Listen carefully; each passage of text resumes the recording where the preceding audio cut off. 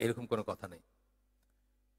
আকিমুস সালাহ যখন আমরা বলি বা এই কথাগুলো যখন বলি, তখন আসলে সালাতের যে হক আছে পার্সোনালি সবার উপর, সেটা আদায় করে সালাত কায়েম করা, সেটাকে বোঝানো হয়। No, so long as they establish regular prayer among you, তোমাদের মাঝে যতক্ষণ সে সালাত কায়েম করে, অর্থাৎ সালাতের ইটা রাখে, আজান শোনা যাচ্ছে। যেমন অনেকে জিজ্ঞেস করেন, অনেকের এই দুদিন আগেও কাকে উত্তর দিলাম আমি, যে আমাদের দেশ যে একটা মুসলিম দেশ, এটা আমরা কিভাবে বুঝবো? মানে অনেকে বলে না যে এটা ইসলামিক শাসন নাই, এটা মুসলিম দেশ। সকল কাউন্টে বাংলাদেশ হচ্ছে একটা ল্যান্ড অফ ইসলাম বা মুসলিম দেশ, সকল কাউন্টে। তার কারণ হচ্ছে আল্লাহ রসুল আরেকটা হাদিসে আসছে যে তোমাদের মাঝে প্রথমে চলে যাবে আমাদের ভিতর থেকে আল্লাহর আইন দিয়ে শাসন করা, যেটা আমরা জানি চলে গেছে, সেই খোলাফায়ে রাশিদিনের সময় চলে গেছে। আর শেষ পর্যন্ত থাকবে কি? সালাত। সালাত থাকা মানে হচ্ছে যে আজান পড়বে, প্রকাশ্যে আজান শুনবেন, প্রকাশ্যে নামাজ পড়তে পারবেন, মসজিদে নামাজ হবে, ইশে নামাজ হবে, কি বলে, জামাতে নামাজ হবে, এবং কেউ বাধা দিবে না আপনাদেরকে আসতে বা নামাজ পড়তে। এটাই হচ্ছে শেষ লাইন। এবং এটা আমরা অনেক হাদিসে জানি যে কোনো একটা জায়গায় যখন রেড করতে যাইতেন বা কোনো একটা জায়গায় যখন কোনো একটা কমিউনিটিকে কোনো কারণবশত যুদ্ধের জন্য বা অ্যাটাক করার জন্য যাইতেন, তখন তারা ফজরের সময় পর্যন্ত ওয়েট করতেন। অনেক বর্ণনায় আসছে, আপনার পাবেন খুঁজলেই। কেন? আজান শোনা যায় কিনা ওই কমিউনিটি থেকে। আজান যদি শোনা যায় তাহলে ওই কমিউনিটিকে আর অ্যাটাক করতেন না, তখন অন্যভাবে অন্যভাবে খোঁজ নিতেন বা অন্যভাবে নেগোসিয়েশন হইতো আর কি। কিন্তু অ্যাটাক করা যে এটা সেটা, কারণ তারা মুসলিম, এটাই ধরা হইতো। আজানটা প্রকাশ্যে শোনা অত্যন্ত বড় একটা জিনিস। আপনারা দেখেন অনেকে বলে যে আমেরিকায়, কানাডায়, ইংল্যান্ডে কত সুন্দর ইসলাম পালন করা যায়, দিয়ে দেখেন তো একটু আজান অস্ট্রেলিয়ায়। আপনাকে কমিউনিটি থেকে, কমিউনিটি মানে কি কেস করে দিবে আপনার এগেনস্টে, খালি সকালবেলা ফজরের সময় ঘুম থেকে উঠায় দেখেন কাউকে। আমাদের দেশেও কেউ কেউ বলতে চায়, বললেও এগুলো ধোপে টেকে না। আমার দেশে বলছে না, আতেলরা বলছে যে এটা কাউয়ার আওয়াজের মতো লাগে। মরে গেছে অবশ্যই লোক, আল্লাহ তার সাথে তার হিসাব আমি জানি না। মহিলাও একজন বলছে যে এটা খুবই মানে ডিস্টার্বিং একটা ব্যাপার আজান। এটা সত্যি কথা। আমি যদি এখন ধরেন 500 ইসের ওয়াটের বা 5000 ওয়াটের একটা বড় স্পিকার দিয়ে একদম নেক্সট বিল্ডিং এর জানলার দিকে দেই, আর সেখানে কেউ থাকে, তার ডিস্টার্ব হইতে পারে, সেটা একটা আলাদা ব্যাপার। কিন্তু ইন জেনারেল আজান শোনা এটাই ইসলামের একটা দেশের পরিচয় আর কি, এবং ল্যান্ড অফ ইসলাম। এবং আমি তখন আমাকে যে প্রশ্ন করছে তাকে বলছি religious extremism in contemporary Muslims, যে বইটা, যেটা আমার হালাকা করা আছে, সব পর্বগুলা শতখানেক পর্বের উপরে আছে, আমাদের ওয়েবসাইটে লাগানো আছে। ধর্মীয় চরমপন্থা, সমকালীন মুসলিমদের মাঝে ধর্মীয় চরমপন্থা। এটা একজন স্কলারের আপনার মাস্টার্স কোর্সের ওনার ডিসার্টেশন মানে থিসিস ছিল এটা। 650 পৃষ্ঠার বই, আমরা পড়ছি আমাদের হালাকাগুলাতে। ওইখানে ডিটেলস আলোচনা আছে যে কখন একটা দেশকে মুসলিম দেশ বলা হবে, কখন বলা হবে না। এবং সকল কাউন্টে বাংলাদেশ একটা মুসলিম দেশ বা ল্যান্ড অফ ইসলাম, ইসলামের ল্যান্ড। এটা ল্যান্ড অফ দারুল হার্ব না, এটা দারুল কুফর না, এটা ল্যান্ড অফ ইসলাম সকল কাউন্টে। হ্যাঁ, ইসলাম দিয়ে শাসন হচ্ছে না দেশ, সেটা আলাদা একটা ব্যাপার, সেটা শাসকের ব্যাপার। কিন্তু গণসাধারণের জন্য এটা একটা ল্যান্ড অফ ইসলাম বা ইসলামের দেশ সকল কাউন্টে। ওইটা ধোপে টিকবে না যে ইংল্যান্ডে আমরা খুব ভালো ইসলাম পালন করতে পারি। ওইটা এটা আর ওইটা এক জিনিস না। যাই হোক, if you see your leaders doing something that you dislike, শেষ হয় না হাদিসটা, এখনো আর একটু বাকি রয়েছে। তোমাদের শাসকদেরকে যদি তোমরা দেখো কিছু যেটা তোমরা অপছন্দ করো, উইচ আমি মনে হয় সব মুসলিম দেশে আছে এখন অপছন্দ করার জিনিস, দেন হেড দ্য অ্যাকশন, ওই কাজটাকে ঘৃণা করো, but do not break your allegiance, কিন্তু আনুগত্য প্রত্যাহার করো না বা আনুগত্য থেকে সরে যাও না। এটা হলো মুসলিমের হাদিস। এখানে আমরা একটা কন্ডিশন পাইলাম যে নামাজ কায়েম করা। এখন নামাজ লিডারের বেলায় যেহেতু বলতেছেন, তাহলে লিডারের কায়েম করা মানে কি? এটা ফ্যাসিলিটেট করা, এটা যেন জায়গায় জায়গায় যেসব মসজিদগুলোর খোঁজ নেওয়া আছে না, রাষ্ট্রীয়ভাবে খোঁজ নিতে পারেন, সেখানে যেন মানুষ সঠিকভাবে নামাজ পড়তে পারে বা এই ধরনের জিনিস। এর পরেরটাতে আরও পরিষ্কার যে সেটাও কোনো কন্ডিশন না, মানে রাষ্ট্রীয়ভাবেও কিছু করাটা কন্ডিশন না, তার পার্সোনালি নামাজ পড়াটা হচ্ছে কন্ডিশন তার আনুগত্যের। এটা আরেকটা হাদিস, একই মুসলিমের হাদিস এটাও। এটাতে বলতেছেন there will be appointed over you rulers, some of whom you will like, others whom you will dislike. তোমাদের উপরে অ্যাপয়েন্টেড যখন বলা হয়, এখানে ইসলামী ল্যাঙ্গুয়েজে যখন অ্যাপয়েন্টেড বলা হয়, তখন কিন্তু কেউ কাউরে মানে এখানে চাকরি দিছে সেটা বোঝানো হচ্ছে না। Appointed by home? আল্লাহ। এটা কিন্তু একটা বুঝ, এটা কিন্তু আহলে সুন্নাত জামাত বুঝ, যে আমাদের উপর লিডার আসে আমাদের যোগ্যতা অনুযায়ী, আমরা যে ডিজার্ভ করি সেই অনুযায়ী। কে অ্যাপয়েন্ট করেন? আল্লাহ অ্যাপয়েন্ট করেন। এর আগের দিনে আমরা পড়ছি, হ্যাঁ, হাজ্জাজ বিন ইউসুফের ব্যাপারে পড়ছি। হাজ্জাজ বিন ইউসুফের ব্যাপারে দোয়া করতেছিল তার এগেনস্টে এক লোক, উনি খুব অত্যাচারী ছিলেন। তখন বলছে দোয়া করো না, মানে বরদোয়া করতেছিল আর কি, সরি, বলছেন বরদোয়া করো না, দোয়া করো। হাসান বসরি তারপরে কি বলছেন যে আল্লাহর আল্লাহর প্রতিশোধ, অত্যাচারী শাসক যখন তোমাদের উপর আসে সেটা হচ্ছে আল্লাহর প্রতিশোধ তোমাদের উপরে, নিশ্চয়ই তোমরা কিছু করছো। আল্লাহর প্রতিশোধ হইলে তোমরা সেটা মানে সোর্ড দিয়া, এখন বন্দুক দিয়া তোমরা সেটাকে আটকাতে পারবা না। আর যদি সেটা সরাও তাহলে pigs and monkeys will be appointed over you, তোমাদের উপরে শূকর এবং বানর বসায় দেওয়া হবে ই করার জন্য। সুতরাং যখনই আমরা অত্যাচারী শাসক, অপছন্দনীয় শাসক দেখবো, আমরা ভিতরে তাকায় দেখবো যে আমরা কি করছি। এই জন্য কিন্তু সকল ই শুরু হয় ইস্তেগফার দেয়া, নিশ্চয়ই আপনি কিছু করছেন, নাইলে এই জিনিস আপনার উপর বসার কথা না, এইভাবে দেখতে হবে। এবং আপনি চেঞ্জ হলে আল্লাহ শাসক চেঞ্জ করে দিবেন। শাসক হচ্ছে মানুষ অনুপাতে। সাহাবীরা বেস্ট জেনারেশন ছিলেন, তাদের উপর শাসক কে ছিলেন? রাসূল সাল্লাল্লাহু আলাইহি ওয়াসাল্লাম ছিলেন। তারপরে আস্তে আস্তে ডিপ্লিট করছে, আবু বকর ওমর ছিলেন বেস্টি, তারপরে আস্তে আস্তে ডিপ্লিট করতে করতে শেষের দিকে অনেক কিছুই আসছে, তাই না? আপনার খলিফা আল মামুন আসছে, সে তো দিনই চেঞ্জ করে দিতে চাইছিল। সেইগুলো কি আমরা যা ডিজার্ভ করি, আমাদের ভিতরে যা, সেটি সেই অনুযায়ী শাসক, এটা কিন্তু আমাদের আহলুস সুন্নাহ জামার বিশ্বাস। আর অন্যরা বলবেন না, আমরা যারা ভোট দিব সে হলো আমাদের শাসক, মানে আমরা মানে বুঝছেন তো ব্যাপারটা, বা শাসক চেঞ্জ করে দিলে সব চেঞ্জ হয়ে যাবে। আকাশ পাতাল তফাৎ কিন্তু কনসেপ্টটা। আমরা মনে করি শাসক, মানে আমরা মনে করি শাসক চেঞ্জ করে দিলে কিছু চেঞ্জ হবে না। এখানে আমরা পড়ছি গতদিন যে পর্যায়ক্রমে খারাপ থেকে খারাপ হবে যদি আমরা জোর করে শাসক চেঞ্জ করি। কুদেতা যেটাকে বলে, কু কইরা, এই যে আমাদের ইজিপ্ট, আমাদের আলজেরিয়া, এগুলোতে কি চলতেছে, একের পর এক কু কইরা কইরা, বা একজন সরাইতেছে, আন্দোলন করতেছে, তারপরের জন তার চেয়েও টাফ, তার চেয়েও টাফ, এরকম হচ্ছে। এটাই হচ্ছে আমাদের বুঝ। আর অন্যদের বুঝ হলো না, শাসক এটা সরাই যদি একটা ফেরেস্তা বসায় দেওয়া হয় উপরে, তাহলে সব ঠিক হয়ে যাবে। There is no such thing. আমরা তো দেখলাম মুরসিকে বসাইছিল, কি পারছে কিছু করতে? কিছুই করতে পারে নাই। আপনাদেরকে বলছি, ওনার নাম মুস্তফা মাদানি বোধহয় বা এরকম কিছু, ওই এফআইএস, আপনার ইসের আলজেরিয়াতে FIS, salvation salvation Islamic salvation Islamic salvation front, কিন্তু ওরা উল্টা বলে, ওরা বলে এফআইএস আর কি। তো ফ্রেঞ্চ ভাষাই করে, তো ওইভাবে বলে তারা। তো ওইটার যে ভদ্রলোক, উনি নাসিরুদ্দিন আলবানির কাছে আসছিলেন নাসিহার জন্য, ইসের জন্য। তো বলতেছিলেন যে তোমরা তো তাহলে ইলেকশনে যাবা, তোমরা তাহলে কি যদি জিতো বা ভালো করো, তাহলে কি তোমরা কোয়ালিশন করবা এদের সাথে, এনএফএল এর সাথে, ন্যাশনাল লিবারেশন ফ্রন্ট যারা, তাদের সাথে কি তোমরা কোয়ালিশন করবা? যে হ্যাঁ করবো। তোমাদের 2টা মিনিস্ট্রি দিলে তোমরা নিবা? বলে হ্যাঁ নিব। তো বলছে ওই 2টা মিনিস্ট্রিকে তোমরা কি সুদ মুক্ত করতে পারবা? বলে তা কেমনে সম্ভব, সারা দেশ সুদে চলে, আমরা 2টা মিনিস্ট্রিকে কিভাবে করব? তখন নাসিরুদ্দিন আলবানী বলছে তোমাদের কাছে কি ওয়াহি নাজিল হয়েছে যে সুদ সম্পৃক্ত থাইকা তোমরা দেশ শাসন করবা এবং শাসন করার যে ভাগ নিবা? এই সিমিলার জিনিস আমাদের দেশে হয়ে গেছে না? এক্স্যাক্টলি সেম জিনিস হয়ে গেছে। এটা সম্ভবই না। আপনি শিল্পমন্ত্রী, আপনার পক্ষে সম্ভবই না সুদ ছাড়া আপনি কিছু অ্যাপ্রুভ করবেন। সমস্ত শিল্প ঋণ সুদের না? সমস্ত শিল্প ঋণ সুদের, সবকিছু সুদের। তো এইটা সম্ভব না আর। যাই হোক, তো ব্যাপার হচ্ছে যে আমাদের বুঝ হচ্ছে আমাদের যোগ্যতা অনুযায়ী শাসক। এই জন্য আমাদের স্কলাররা বলবেন তওবা করেন, ইস্তেগফার করেন, ইসলামে ফিরে আসেন, দাওয়াতি কাজ করেন, অটোমেটিক্যালি চেঞ্জ হবে। এবং আমরা আগে এখানে আলোচনা করছি সূরা নূরের 55 নম্বর আয়াত, যে আল্লাহ জমিনে কর্তৃত্ব দিবেন আপনাকে, অর্থাৎ মুসলিমদেরকে পাওয়ার দিবেন যদি তারা আল্লাহকে ভয় করে। আমাদের দেশে আল্লাহকে ভয় করা আছে? আপনি তাকায় দেখেন, এখান থেকে বাইরে হয়ে দেখেন, জাস্ট জোনাকির সামনে যান, তাইলে দেখবেন আল্লাহকে ভয় করা কোথায়, তাই না? বেশি দূর যাওয়া লাগবে না, জাস্ট হাইটা গল্লির মুখে যান, তাইলে দেখবেন কি চলতেছে ওখানে। যাই হোক, তো বলতেছেন যে যাদের তোমরা অপছন্দ করবা, যারা তোমাদের অপছন্দ করবে, the one who dislikes what they do will be free of blame। এটার কথা আমি এমনি বলছিলাম আপনাদের, মানে এইভাবে পড়ে শোনাই নাই, কিন্তু কথাটা বলছিলাম যে যে তারা যেটা করতেছে ওটাকে অপছন্দ করবে, এখন যখন যখন আল্লাহ বিরুদ্ধ কাজ হবে, এই মদ জুয়া চলতেছে, সিনেমা চলতেছে, নাচ চলতেছে, ওই আর্মি স্টেডিয়ামে গানের মচ্ছব চলতেছে, যখন যখন যেটা চলবে সেটাকে যে ডিসলাইক করবে সে বেঁচে যাবে, ফ্রি অফ ব্লেম। তার উপরে তাকে দোষ দেওয়া হবে না, কারণ সে ডিসলাইক করছে অন্তত ভিতরে। The one who ডিনাউন্সেস that will be safe. যে ডিনাউন্স করবে, সমালোচনা করবে, প্রতিবাদ করবে, সে সেফ, নিরাপদ, অর্থাৎ সেই কারেক্ট কাজটা করছে। এখানে যেটা অন্য ল্যাঙ্গুয়েজে বুঝবেন আপনারা, সেই কারেক্ট কাজটা করছে, এটা আরো অন্য ল্যাঙ্গুয়েজে আসছে।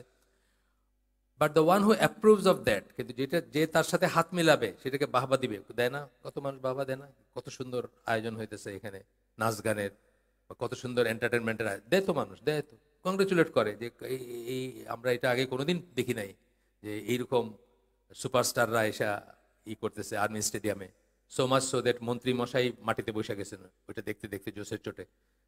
কংগ্রেচুলেট করে এরকম মানুষ আছে না? এরকম মানুষের তো আছে। The one who approves of that and follows them will be in peril, ধ্বংস হয়ে যাবে। যে ফলো করবে এবং অ্যাপ্রুভ করবে, দুটা জিনিস বাবা দিবে আগে সেটা। তাহলে আমরা মিনিমাম কি করতে পারি? মনে মনে অপছন্দ করতে পারি, মনে খারাপ লাগবে। অন্য হাদিসে আসছে যে যখন আপনার লিস্ট অফ ইমান হচ্ছে মনে মনে সেটা খারাপ লাগা বা মনে মনে ঘৃণা করা, সেইটা যদি না হয়, লিস্ট মানে কি সবচেয়ে শেষ, সেটাও যদি আপনার ভিতরে না জাগে, তাহলে ইউ বেটার চেক ইউর ইমান। আপনি আপনার ইমানটা চেক করে নেন আদৌ আছে কিনা।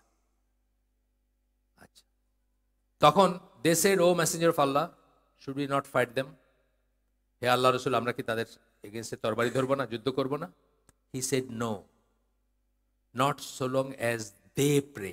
এখানে কিন্তু আর সালাত কায়েম করার কথা বলে নাই। তারা নামাজ পড়ে, অর্থাৎ দৃশ্যত বাহ্যত আমরা যদি দেখি তারা নামাজ পড়ে, তাইলে কিছু একটা অপছন্দ করে দেখা তাদের এগেনস্টে অস্ত্র ধরতে পারবো না, এটাই ইসলামের নর্ম। আর পরবর্তীতে আমরা আল্লাহ যদি সুযোগ দেন কখনো পড়বো যে ইসলামের শাসক পরিবর্তন করার সিস্টেম কি, সেটা পরে কখনো পড়বো।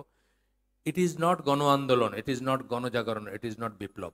এইটুক শিওর হয়ে যান, ইসলামে বিপ্লবের কোনো কনসেপ্ট নাই, যেটা আমাদেরকে অনেক পলিটিক্যাল ইসলামের মানুষজন বোঝানোর চেষ্টা করতেছেন। বিপ্লবের কোনো কনসেপ্ট নাই। আপনার আমার চেয়ে অনেক সাহসী মানুষ ছিলেন আব্দুল্লাহ ইবনে ওমর, তারা সেই সমস্ত অত্যাচারী শাসকদেরই আনুগত্য করছেন, তারা কখনো অস্ত্র ধরেন নাই, তাদেরকেই মানছেন, বুঝতেছেন যে এরা অত্যাচারী, এরা খারাপ। এজিদ বলেন বা হাজ্জাজ বিন ইউসুফ বলেন, বুঝতেছেন এরা খারাপ, কিন্তু তাদের এগেনস্টে তারা অস্ত্র ধরেন নাই। এটাই হচ্ছে, কারা চেঞ্জ করবেন তাদেরকে? People who tie and untie, যারা বাঁধেন এবং খোলেন। এটা ইমাম নওয়াবীর কথা, এটা এই টার্মটা ইমাম নওয়াবী ইউজ করছেন। People who tie and untie, যারা বাঁধেন, গিট্টু বাঁধেন অথবা খোলেন। কারা তারা? তারা হচ্ছেন মুস্তাহিদ আলেম, যারা মুস্তাহিদ আলেম এবং গোত্রপতি। এই ওয়ান ম্যান ওয়ান ভোট বা আপনার আমার গণসাধারণ টম ডিক হ্যারি, আমাদের আসলে কোনো সে নাই ওখানে, আমাদের জন্য কোনো প্রসিডিউর নাই ওখানে। প্রসিডিউরটা হচ্ছে যারা গোত্রপতি অথবা যারা মুস্তাহিদ আলেম, পিপুল হু টাই এন্ড আনটাই, তারা করবেন, তারা খুলবেন, বাঁধবেন এবং খুলবেন। যেটা আপনাদেরকে একটা উদাহরণ দিয়ে গেছি গতদিন বা আগের দিন, যে এই আব্দুল আজিজ বিন সৌদের পরে তার যে প্রথম ছেলে যে হয়েছিল, রাজা হয়েছিল সৌদি আরবের, তার নাম ছিল সৌদ বিন আব্দুল আজিজ। হয়তো উল্টায় উল্টায় নাম রাখে, বুঝছেন না, বাপের নাম ছেলের নাম উল্টায় রাখে। সৌদ বিন আব্দুল আজিজ ছিল তার নাম। সে খুব অলস ছিল, মদ খাইতো, ঘুমাইতো, রাষ্ট্রকার্য পরিচালনা করতো না, তাকে ডিপোজ করে দেওয়া হয়েছে, নির্বাসনে পাঠাইছে। কারা পাঠাইছে? আলেমরা এবং গোত্রপিতারা মিলে পাঠাইছে, কিন্তু সুরা।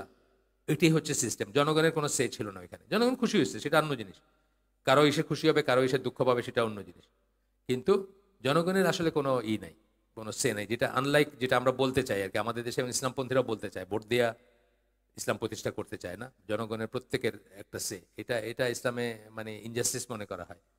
যে ধরেন রাসূল সাল্লাল্লাহু আলাইহি ওয়াসাল্লামের আন্ডারে ওমর রাদিয়াল্লাহু আনহুর একটা ভোট, আর ধরেন ফ্রিঞ্জেজে ইয়েমেনের সীমান্তে কোনো একজন মেষ চড়ায়, তারও একটা ভোট, এটা কি ঠিক হলো?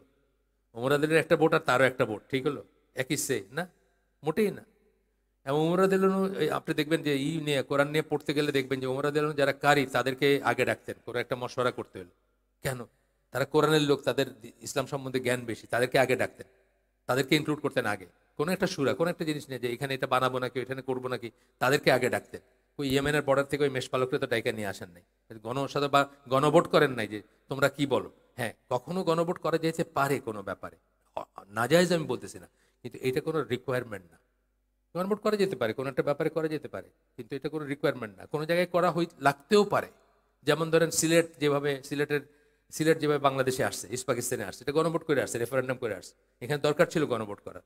কিন্তু ইন জেনারেল মানে আমি এটা সিনেমা হল খুলবো কি খুলবো না, গণভোট না, এটা কোনো স্কোপ নাই, এটার কোনো ব্যাপার নাই। এখানে একজন যেটা বলবেন, আলটিমেটলি সবাই যদি তার এগেনস্টে যায়, তারপরে যদি যিনি মুসলিম শাসক হবেন ওনার কথাটাই পরে স্টে করবে, মানে ওনার কথাটাই থাকবে। সুরা যেটা আমরা বলি, সুরার সিস্টেমটা কি? সুরা মানে সবার ভিতরে আলোচনা করলেন, ফাইনাল ডিসিশনটা কিন্তু আমিরের। ফাইনালি যখন আমির বললেন যে এইটাই আমরা করব, তখন কিন্তু এটাই ভ্যালিড। আপনার এখানে যদি মানে ধরেন সবাইও যদি এটার এগেনস্টে থাকে, তাহলেও কিন্তু আমিরের কথা ফাইনাল। সুরার ভিতরে সবাই দেখলেন এটার এগেনস্টে মতামত দিলেন, তবুও আমিরের কথা ফাইনাল। কারণ আমির ওইখান থেকে বুঝছেন যে তারপরেও এটাই কল্যাণকর বা এটাই, অন্যরা হয়তো বুঝতেছেন না। একটা ক্লাসিক উদাহরণ হচ্ছে ওমর রাদিয়াল্লাহু আনহু যখন 3 তালাক একবারে দিলে, যখন করলেন যে তালাক হয়ে যাবে, তখন এখানে তো সাহাবীরা ছিলেন তার সুরাতে, তারা কিন্তু অনেকে পছন্দ করেনি, কিন্তু উনি এটা রুটে গেছেন যে মানুষ এই তালাক নিয়ে খেলানালা করতেছে, দিতেছে আবার ফিরিয়ে নিতেছে, দিতেছে ফিরিয়ে নিতেছে, শাসক হিসেবে এটা তার রাইট ছিল। উনি সেটা বলছে যে না, এখন থেকে যে 3 তালাক দিবে তার তালাক হয়ে যাবে, তাদেরকে সেপারেটেড করে দেওয়া হবে। সাহাবীরা ছিলেন ওইখানে, অথবা কোনো তাবিও থাকতে পারেন, কিন্তু তারা কি এটাকে মেনে নিছেন। আমিরুল মুমিনিন বলছেন ফাইনাল, কারণ তারা বুঝছেন যে তার জ্ঞান, ইসলামের জ্ঞান যেটুকু আছে, উনি বুঝতেছেন যে এইটাতেই রুটে গিয়ে বুঝতেছেন যে যে জন্য 3 তালাকটাকে এই করা হয়েছিল, মানুষ এটাকে নিয়ে খেলানালা করতেছে, কইরে এখন এরকম করতেছে, সুতরাং এখন থেকে এটা হয়ে যাবে আর কি, তাতে মানুষ যেন সাবধান হয় আর যেন না করে এইসব জিনিস। তো যাই হোক, তখন এখানে বলতেছেন কি, so long as they pray, যতক্ষণ তারা সালাত পড়ে, তাহলে আপনার শাসক যদি প্রকাশ্যে সালাত পড়ে, তাহলে তার এগেনস্টে আপনি অস্ত্র ধরবেন না। আর যদি নাও পড়ে, তাহলেও অস্ত্র ধরার ফিক আছে, অস্ত্র ধরার সিস্টেম আছে, অস্ত্র ধরার পদ্ধতি আছে। পড়াশোনা করলে জানবেন, আমরা পড়াশোনা করে দেখে জানি না। আমি বলতেছি যে এই হাদিসগুলো আমি হয়তো 50 বছর বয়সে ফার্স্ট পড়ছি। তার আগে তো জিন্দাবাদের দলে আমিও ছিলাম, মানে জিন্দাবাদ চালাও পড়া করলেই তো হয়ে গেল, কিছু পয়সা যান এখানে রাস্তা বন্ধ করে দেন, বাস পুলিশের পেটাইলো, আপনি একটা ভালো করে, যার হাতে মিডিয়া, যারা দেখাইলেন দুঃখ মানুষের ভিতর উতলায় তুললেন। এই যে আমি বলছি এরশাদের পতনের পরে আমি বাইরে ছিলাম, বিদেশে ছিলাম, মানে জাহাজে ছিলাম। এরশাদের পতনের পরে দেশে আসলাম, সিলেটে গেলাম আমার বাড়িতে, তো সাধারণ মানুষ, লেবার টেবার এই মার্কা মানুষ যে এরশাদের কিতা হয়েছিল, মানে এরশাদের সরাইলো কেন, দেরন্য এরশাদের কেন সরানো হয়েছে, সেন্টারে কেন সরাইছে এরশাদের, এটা তারা জানে না, কারণ কি সেটাও জানে না। রাজা হিসেবে তো ভালো আসিল, মানে হিসাবে লিডার হিসেবে তো ভালোই ছিল, অনেক কিছু করছে, অনেক কিছু। এরশাদ এবং আইয়ুব খান দুইজনের কিন্তু দৃশ্যমান অনেক উন্নয়ন আপনি দেখতে পাবেন, আপনি যদি খেয়াল করেন, আপনি একটা একটা করে দেখেন, দেখবেন যে এই যে নর্থ বেঙ্গলের রাস্তাঘাট বলেন, আর অনেক জিনিস আপনি এবিসিডি বলে দেখবেন, আইয়ুব খানেরও দেখবেন, এরশাদেরও দেখবেন। ডিক্টেটর হইলে হয় কি, কিছুদিন থাকে, একটা স্টেবিলিটি থাকে, সেই জন্য কিন্তু অনেক ভালো কাজ আছে, আইয়ুব খানেরও আছে, এরশাদেরও আছে। তারা গ্রামের মানুষ, তারা অত কিছু বোঝে না, তারা বলতেছে যে তার সমস্যা কি ছিল, তারা কেন সরাইল, আবার এইসব গন্ডগোল, আবার চিল্লাচিল্লি, আন্দোলন, এটা এই আর কি ব্যাপারটা। আমরা আরেকটু যাই সামনে। এরপরে বলতেছেন, but obeying them with regard to sin, গুনার ব্যাপারে। আমরা যখন এইসব বইগুলোতে সিন পড়ি, তখন এটা কবিরা গুনাহ বোঝানো হয়, এটা সগীরা গুনাহ বোঝানো হয় না। যখনই সিন বলবে এভাবে, আপনি দেখবেন যত ইংলিশ, আমার এক্সপিরিয়েন্স আর কি, এটা আমি এক্সেপশন থাকলে জানি না, যত ইংলিশ লিটারেচার আমি দেখছি দিনের, ট্রান্সলেটেড বা আদারওয়াইজ, সবকটাতে আমি দেখছি যে সিন যখন বলেন তখন তারা কবিরা গুনাহ মিন করেন। But obeying them with regard to sin is not allowed, গুনার ব্যাপারে তাদেরকে মানাটা অ্যালাউড না। যখন গুনারই বলবেন, গতদিন উদাহরণ দিয়েছিলাম, বা এখন ধরেন সৌদি আরবে সিনেমা খুলতেছে, গান নাচ হইতেছে, একদিন কোন তাদের রাষ্ট্রযন্ত্র কেউ বললো যে আগামীকালকের এইখানে সবাই আইসেন, না এখানে কোনো নেই, এখানে কোনো আনুগত্য নাই। তারপরে বলতেছেন, based on the prohibition that are narrated in this Sunnah, কেন কেন নিষেধ করা হচ্ছে যে তাদেরকে গুনার উপরে কোনো আনুগত্য নাই, সুন্নায় যে সমস্ত নির্দেশনা আছে, দিক নির্দেশনা আছে, সেগুলোতে আছে, ঠিক আছে। এরপরে এখানে আপনার ফাতহুল বারির থেকে একটা আছে, একটা উদ্ধৃতি আছে, দ্য ফুকাহা are unanimously agreed that it is obligatory to obey the ruler who seizes power by force and to engage jihad with him, and that obeying him is better than rebelling against him because that prevents bloodshed and calms masses. খুব important একটা কথা বলছেন। এরশাদ অবৈধভাবে পাওয়ারে আসছিল না, অবৈধভাবে আসছিল, কু করে আসছিল, জানেন তো আপনারা। কথার কথা বলছি, উদাহরণ দিতেছি, জাস্ট সামনে পাইতেছি, এই কথাটাই বলছে যে যে জোর করে পাওয়ার সিজ করে তাকে মানাটা অব্লিগেটরি, এবং আহলুস সুন্নাহ জামাত স্কলারদের ভিতরে এ নিয়ে কোনো দ্বিমত নাই। কেন বলতেছেন? Who seizes power by force and to engage jihad with him, against him বলেন নাই, উইথ হিম, তার সাথে মিলে জিহাদ করাটা অব্লিগেটরি, অর্থাৎ তাকে আমির মেনে জিহাদ করাটা অব্লিগেটরি। সেই পাওয়ারটা নিচে জোর করে, কিন্তু তাকে আমির মেনে জিহাদ করাটা বা তাকে আমির মানাটা অব্লিগেটরি আপনার জন্য ওয়াজিব, মানতে হবে। আচ্ছা, কেন বলতেছেন? And that obeying him is better than rebelling against him. তাকে মানাটা তার এগেনস্ট, আপনি অন্যায় করছে, সে পাওয়ার সিজ করে অন্যায় করছে, সে কু করছে, সব ঠিক আছে, কিন্তু তারপরে তার এগেনস্টে আবার অস্ত্র ধরার চেয়ে তাকে মানাটা বেটার। কেন বলতেছেন? Because that prevents bloodshed and comes the মাসেস। এটা কি করে? ব্লাডশেড বা রক্তপাত বন্ধ করে এবং সাধারণ মানুষকে কাম ডাউন করে, স্থিরতা আসে। ইসলামে কিন্তু নিরাপত্তাটা অত্যন্ত বড় একটা জিনিস। নিরাপত্তার কি পজিশন এটা আমরা জানিই না ইসলাম। এবং মাকাসিদ শরিয়া দেখেন আপনি, মাকাসিদ শরিয়ার ভিতর কি জান মাল এগুলা রক্ষা করা কিন্তু শরিয়ার মাকসাদ। যখন আপনার জান এবং মাল হয়ে গেল, দুটাই অ্যাট স্টেক, দুটারই নিরাপত্তা নাই, বাইরে হলে ফিরে আসবেন কিনা ঠিক নাই, এটা কোনো ইসলামিক সিস্টেম হইতে পারে না। ওটার অনেক বড় একটা প্রায়োরিটি। আপনার মতামত প্রকাশ, কথা বলা, এই কি বলে বাকস্বাধীনতা, এই সমস্ত গালভরা কথাগুলোর কোনো মিনিং নাই যেখানে সিকিউরিটির ব্যাপার আসবে, সেফটির ব্যাপার আসবে। একটা ছেলে বাইরে যাইতেছে নিরাপদে ফিরে আসবে, একটা মেয়ে বাইরে যেতেছে নিরাপদে ফিরে আসবে। আপনি জানেন এগুলার কি আর কি। যাই হোক, এখন খারাপ কাজে বা গুনাতে যে তাদেরকে মানবো না আমরা বা মানতে পারি না, সেটার ব্যাপারে হাদিসগুলো আমরা পড়ব। প্রথমটা বুখারীর হাদিস। আচ্ছা, এটা আপনার যেটা আমরা এই সময় এই শেষ করলাম, ফাথুল বাড়ির কথা বললাম, ফাথুল বাড়ির ভলিউম 13 পেজ 9। আর ইবন তাইমিয়ার একটা কোট আছে, সেটাও পড়ে নিই একটু। মানে এগুলো তো রেয়ার অকেশন, হয়তো জীবনে আপনি একবার শুনবেন, আমি একবার পড়বো, আমি হয়তো আরেকবার পড়ার জন্য বেঁচে থাকবো না, আর আপনারা হয়তো আরেকদিন কোনো সবাই একসাথে বসে এটা শুনবেন না, তাই না? তো really is there a rebellion against the ruler. রুলারের এগেনস্টে খুব রিয়েরলি কোনো বিদ্রোহ হয় that does not result in more evil than good, যেটার থেকে আগের চেয়েও বেশি খারাপ না হয়, এরকম খুব রেয়ার পাবেন আপনি। এক্সেপশনালি পাবেন হয়তো যে একটা বিদ্রোহের ফলশ্রুতিতে আগের চেয়ে বেটার কিছু হয়েছে। কিন্তু ইবন তাইমিয়া বলতেছেন, আপনার মিনহাজুস সুন্নাহ বইটার নাম, সেখানে বলতেছেন ভলিউম 22 পেজ 241, সেখানে বলতেছেন যে খুব রেয়ারলি আপনি পাবেন যে একটা রুলারের এগেনস্টে আপনি বিদ্রোহ করছেন আর পরবর্তীতে ভালো একটা কিছু হয়েছে, সেটা খুব রেয়ার। হ্যাঁ, ইউজুয়ালি কি হবে? এর চেয়ে খারাপ হবে, যেটা আমরা গতদিন বলছি, ইজিপ্টের ব্যাপারে উদাহরণ দিয়ে বলছিলাম আমরা। আচ্ছা, এরপরে আসতেছে আলী রাদিয়াল্লাহু আনহু একটা কোট পড়ি আমরা। The people must have a ruler whether he is righteous or evil doer. মানুষের অবশ্যই নেতৃত্ব থাকতে হবে, নেতা থাকতে হবে। নেতাবিহীন, দেখছেন না রাসূলের দাফনটার চেয়েও তারা নেতা সিলেকশনকে তারা বুঝছিলেন যে এটা কত প্রয়োজনীয়, কত জরুরি। অনেকে এটা নিয়ে হাসি ঠাট্টা করে, শিয়ারা করে।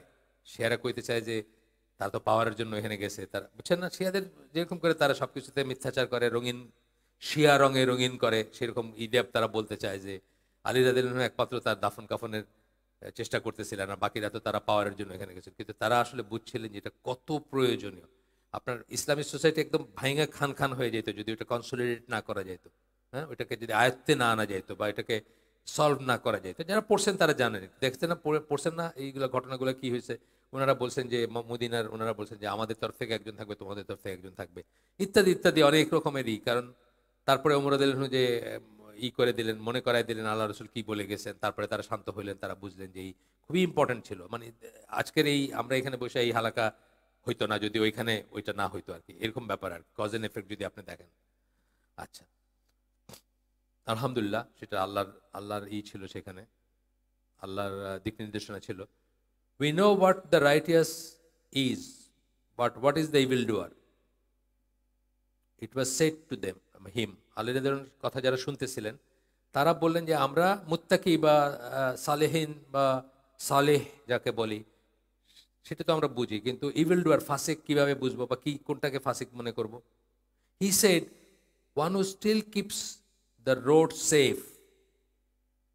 দেখেন সেফটি, মানে এখানে বলতেছে যে মুত্তাকি যে রুলার হইতে পারে, থাকতে হবে, সেটা তো বুঝলাম, কিন্তু ইভিল ডুয়ার রুলার সেটা আবার কেমন কথা? আলী রাদিয়াল্লাহু আনহু বলছেন না যে whether he is righteous or evil doer, সালেহ হোক বা ফাসিক হোক, রুলার থাকতেই হবে তোমার উপরে, সে যেমনই হোক। তখন যারা তার সাথে ছিলেন তারা বলছেন যে আচ্ছা সালেহ যে সে তার কথা বুঝলাম, কিন্তু ফাসিক রুলার সেটা আবার কেমন কথা? মানে তাকে মানে থাকতে হবে বলতে কি বোঝাচ্ছেন আপনি? তখন বলছেন one who still keeps the road safe, মানে যে রাস্তাঘাটকে নিরাপদ রাখতে পারে। অন্য অনেক খারাপ জিনিস আছে, কিন্তু রাস্তাঘাটকে খারাপ কি বলে নিরাপদ রাখতে পারে। ক্যারিজ আউট হট পানিশমেন্ট, হুদুদ বলি না আমরা, হাত বলি না, হাত কাটলে মানে চুরি করলে হাত কাটবে, জিনা করলে পাথর করবে, নিক্ষেপ করবে, রিদ্দা বা মুরতাদ হইলে মৃত্যুদণ্ড ইত্যাদি যায় করবে, ক্যারি আউট করবে। ওয়েজেস জিহাদ এগেনস্ট দ্য এনিমি, শত্রু মানে কাফের, শত্রুদের এগেনস্টে যে জিহাদ পরিচালনা করে বা জিহাদ করে। অ্যান্ড ডিস্ট্রিবিউটস দ্য ওয়ার বুটি, এবং গনিমতের মাল যে ডিস্ট্রিবিউট করে। সেরকম হইলে আর বাকি যদি তার ভিতর খারাপ জিনিস পাওয়া যায়, তথাপি তাকে করবো, তার তার তার সে ঠিক আছে, তাকে রাখবো। যেটা বুঝবো যে আমরা ইসলামী লিটারেচার পড়লে দেখবো যে অত্যন্ত বড় একটা প্রিন্সিপাল, সেফটি অ্যান্ড সিকিউরিটির, যে জন্য আপনার আমাদের দেশের বা মোস্টলি মুসলিম উম্মায় যত আন্দোলন হয় এগুলো সবই অবৈধ পর্যায়ে পড়ে যায় আর কি।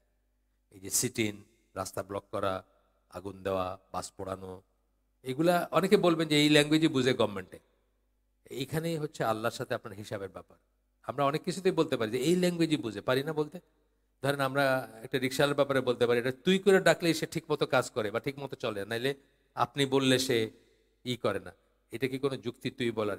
ইমরান বিন হোসেন, তার একটা হাদিস আছে, উনি বলতেছিলেন যে মডেস্টি অর্থাৎ অশ্লীলতার উল্টা যেটা শালীনতা, এটার পুরাটাই গুড, আল্লাহ রসুল বলছেন, হাদিস বলতেছেন। তখন অডিয়েন্সের কেউ একজন বলছে কিন্তু এখনকার দিনে মানে একটু শক্ত না হইলে চলে না, মানে একটু অশ্লীল কথা না বলে, একটু গালিগালাজ না করে চলে। ওনার চোখ লাল হয়ে গেছে, আমি সামারি বলতেছি এটা। উনি বলছে আমি তোমার আল্লাহ রসুল একটা হাদিস বলতেছি আর তুমি বলতেছো যে এটা না হলে চলে না। আল্লাহ রসুল বলছেন এটাই শ্রেষ্ঠ, এটাই ঠিক। তার মানে কি বুঝলাম আমরা? শালীনতা এটাই বেস্ট। এটাকে দুর্বলতা, এই সমাজ হয়তো দুর্বলতা বলবে, তথাপি এটাই বেস্ট। এটার জন্য আপনি ওভারস্টেপিং করতে পারবেন না এটাকে, বুঝছেন না? এই জন্য আপনি অন্য কিছুর দোহাই দিয়া এটার চেয়ে এটা ভালো, এটার চেয়ে এটা ভালো করে জ্বালাও পোড়াও করবেন, জিন্দাবাদ করবেন। এটা আমরা বুঝতে চাই না, বিকজ আমরা ওই কালচারে বড় হই নাই। আমরা বড়ই হয়েছি জ্বালাও পোড়া। আমরা বলি যে মানে গভর্নমেন্ট বা সরকার বা যে কোনো অথরিটি এই ল্যাঙ্গুয়েজই বোঝেন না। ঠিক যেভাবে এখানে অশ্লীল ল্যাঙ্গুয়েজ ইউজ করতে পারবেন না, যে এইটাই বুঝে বইলা একটা রিক্সাওয়ালারা তুই তোকারি করতে পারবেন না, করা উচিত না। তাকে ইকুয়াল ফুটিংয়ে দেখতে হবে। যদি মুসলিম হয়, আপনি আর তার ভিতর আল্লাহর চোখে আসলে কোনো তফা, ইউ নেভার নো, সে মেবি ওয়ালি, সে মেবি ওয়ালি আর আপনি মেবি জাহান্নামী, এটা আপনি জানেন না, জানেন না। সুতরাং ওইভাবে তার মর্যাদা দিতে হবে, এবং ওইটাই বেস্ট। যে আপনি বলে বলতেছে, সুন্দর করে কথা বলছে, ওইটাই বেস্ট। আপনি এটা বলতে পারবেন না যে এদের সাথে এই ল্যাঙ্গুয়েজে কথা বলতে, অনেকে কিন্তু বলে, এরকম কথা বলে না। সিমিলারলি শাসকদের ব্যাপারেও একই জিনিস, যে ওরা এই ল্যাঙ্গুয়েজই বুঝে, গাড়ি পোড়াইলে বুঝে, গোড়ায় পানি লাগে বা হরতাল করলে মিছিল করলে লাগে। কিন্তু আপনি দেখবেন যে আপনি যে রাষ্ট্রের ক্ষতি করতেছেন এটা তো তার বাপের সম্পদ না, আপনারই সম্পদ। কিন্তু আপনি যে মানুষগুলোকে ট্রাবলে ফেললেন, একজনের দিন আনে দিন খায়, আজকে রিক্সা চালালে তার ঘরে চাল উঠবে বা ভাত ভাত রান্না হবে, আরেকজন হসপিটালে যাচ্ছে, আরেকজন এয়ারপোর্টে যাচ্ছে, আরেকজনের খুব জরুরি ছিল মানে সিলেট যাবে, সে ট্রেন বন্ধ, বাস বন্ধ। এইগুলো কখনোই টলারেবল না, কোনো কল্যাণের নামে টলারেবল না। কিন্তু আমাদের ইসলামপন্থী যারা পলিটিক্স করেন তারা আমাদেরকে আদারওয়াইজ বোঝাইতে চান। তারা বোঝাইতে চান যে এইগুলাই সরকারে বুঝে, এইগুলা না হইলে গোড়ায় পানি লাগে না, এইগুলা না হইলে তারা বুঝবে না, এইগুলা না হইলে তারা শুনবে না। এগুলো আমাদের মানহাজ না। যদিও আপনার কষ্ট লাগতে পারে যে তাইলে কেমনে হবে, সত্যি কথা, আমারও কিন্তু একসময় মনে হয়েছে তাইলে কেমনে হবে। এই লাইনে আসতে তো আমার অনেক সময় লাগছে। আমি আপনাদের বলছি, আমি যখন ঢাকা কলেজে পড়তাম, আমি তখন বৈজ্ঞানিক সমাজতন্ত্রের ছাত্রলীগ করতাম, সকল বৈজ্ঞানিক সমাজতন্ত্র। ওই বয়সে বুঝেন না, মানে যে সুন্দর করে কথা বলে, যে সাহস দেখায়, একটু চিল্লায় কথা বললো, স্লোগান। ওই সময়ে ইন্ডিয়ার এগেনস্টে, শেখ মুজিবের এগেনস্টে কথা বলতেছে, বাহ কত কত সাহসী। পরে শুনলাম যে ওরাই বলছে, বা ওরা হলো বি টিম ছিল ইন্ডিয়ার, মানে ইন্ডিয়া দুইটা করছে, ওরা বি টিম ছিল। যাই হোক, সেটা অন্য কথা। সেটা আওয়ামী লীগাররাই বলছেন, ওনাদের আছে, মানে আমি নিজে পড়ছি, মানে ছাত্রলীগ, মুজিববাদী ছাত্রলীগের ওনারা বলছেন যে এরা তো এরকম ছিল, এরা তো এরকম ছিল। যাই হোক, আমাদের এটাই না। I am not interested in politics, সত্যি কথা। সেই যে পলিটিক্সের কথা, আমি তবা করি, ইস্তেগফার করি, এবং আমি বলি যে আমার বয়স তখন 17-18, তো আমি ইস্তেগফার করি, আল্লাহর কাছে মাফ চাই যে আল্লাহ মাফ করে দিও, বুঝি নাই তখন। কিন্তু আসলে তো ব্যাপারটা তাই। সেই পলিটিক্স আপনাকে কোথায় নিয়ে গেছে? আপনি দেখেন সেই পলিটিক্স কোথায় নিয়ে গেছে। আমারই ফ্রেন্ড আছে, তার একটা বছর চলে গেল আর কি, আমার সাথে স্কুলে পড়ছে, অ্যাপ্লাইড ফিজিক্সে পড়তো। ওই ইন্ডিয়ান হাই কমিশনের বাড়ি ঘেরাও দিছিল জাসদ, ওইটার সাথে গেছে ওইখানে, বাস পুলিশে ধরে নিয়ে 1 বছর শেষ জীবনের। এখন সে কোথায় আছে জানেন? আমেরিকাতে আছে। মানে বৈজ্ঞানিক সমাজতন্ত্র এখন আমেরিকায় আছে, আর মাঝখানে আমেরিকান এমবেসিতে চাকরি করছে। কি ছিল? ওই অ্যাপ্লাইড ফিজিক্সে পড়াশোনা, ইনস্ট্রুমেন্টেশন, ওই সিকিউরিটি ছিল, তখনও এত হাইফাই হয় নাই, ওই ক্যামেরা ট্যামেরা সিসিটিভি এইগুলোর দেখাশোনা করতো আর কি। তো বৈজ্ঞানিক সমাজতন্ত্রের পরিণত কি দেখছেন তো, এইরকমই হবে আর কি, হওয়ার কথা। কারণ এইগুলো তো আসলে জাস্ট কোনো কিছু কিছু মানুষ পৃথিবীকে নিয়ন্ত্রণ করতে চায়, তারা আপনার ভিতরে ঢুকায় দেয়, আপনি ফুড সোলজার, আপনাকে মরে গেলেন তাদের জন্য। তো এইগুলো ইসলামের কোনো আকিদা মানহাজ বা পদ্ধতি না, সরকার পরিবর্তনেরও না, দেশ পরিবর্তনেরও না, সমাজ পরিবর্তনেরও না। সমাজ ওই প্রথম আমরা পড়বো পরে ইমাম মালিকের সেই কথা, যে যা দিয়ে প্রথম জেনারেশন চেঞ্জ হয়েছিল তা দিয়ে শেষ জেনারেশন চেঞ্জ হইতে হবে।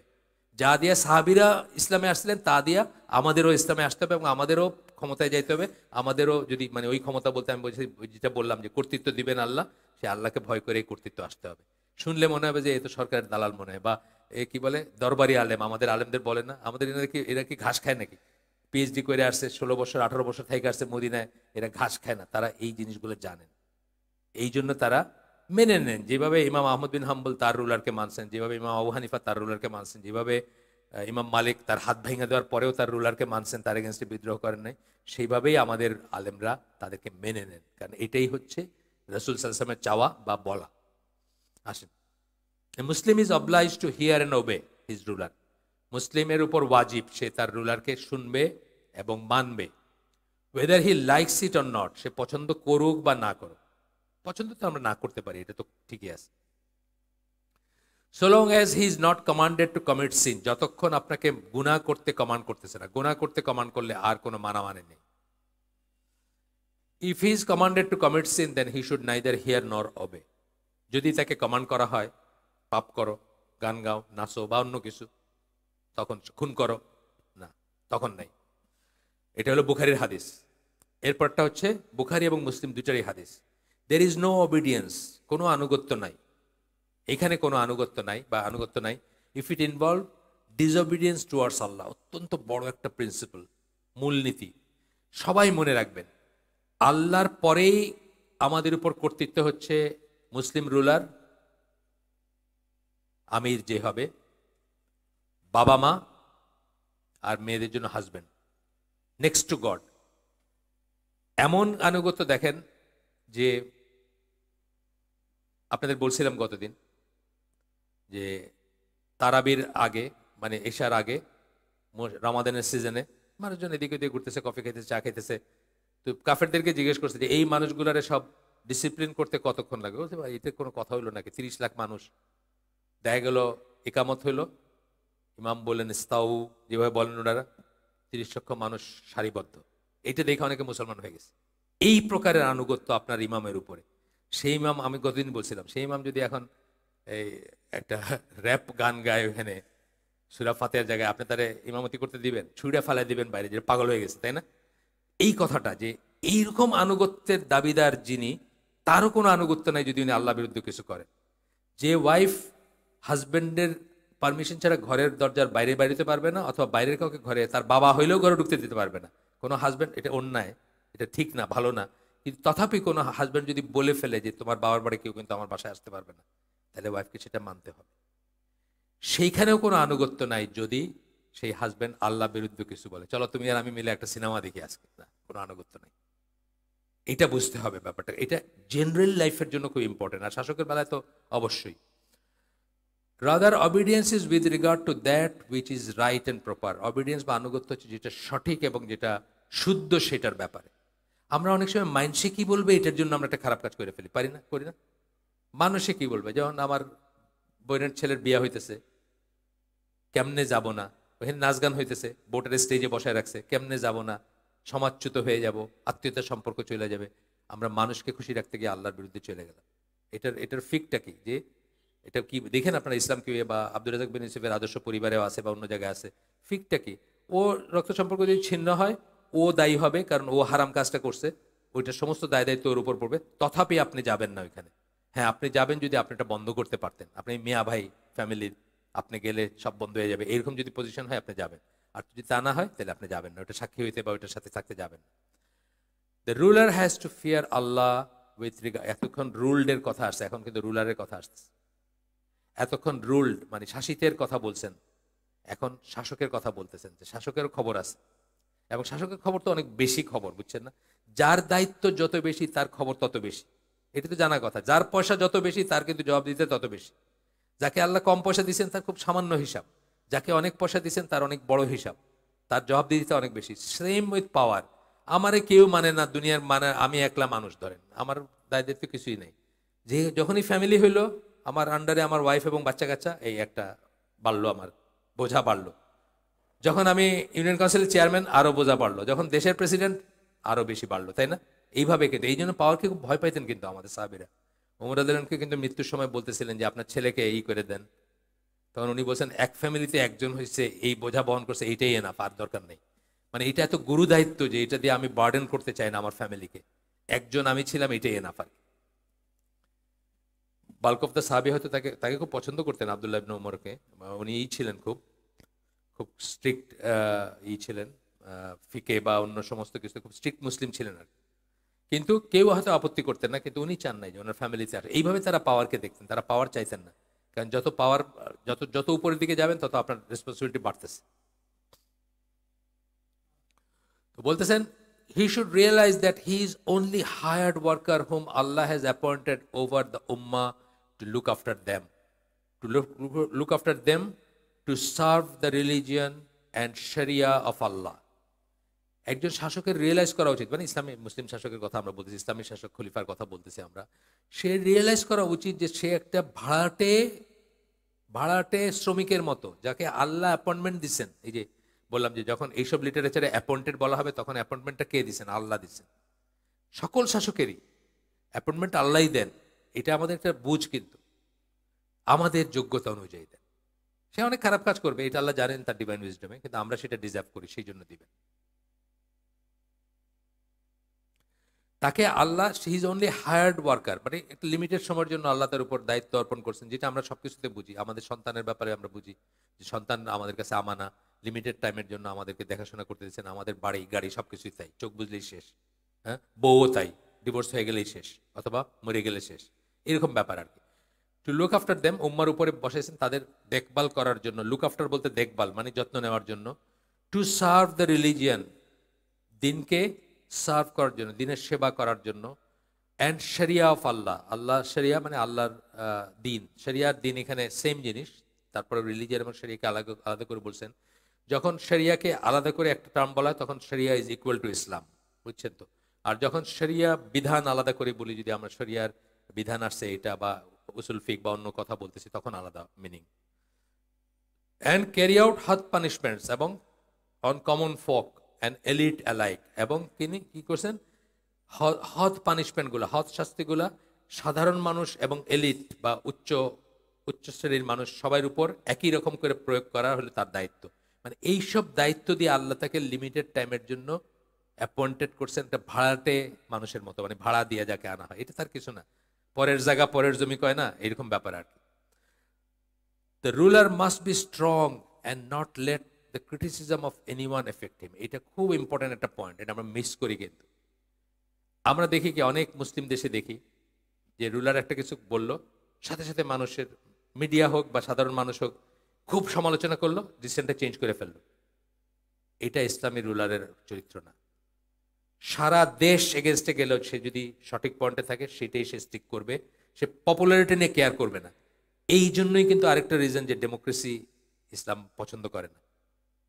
মানুষের কথায় মানুষ, সে তখন তাকাবে যে কোন কথাটা পপুলার, হ্যাঁ, কোন জিনিসটা পপুলার। এখন এই নাচ গানের আয়োজন করি, ওইখানে কনসার্ট আয়োজন করি, এটা পপুলার, মানুষ তাহলে আমারে ক্ষমতায় রাখবে, তাই না?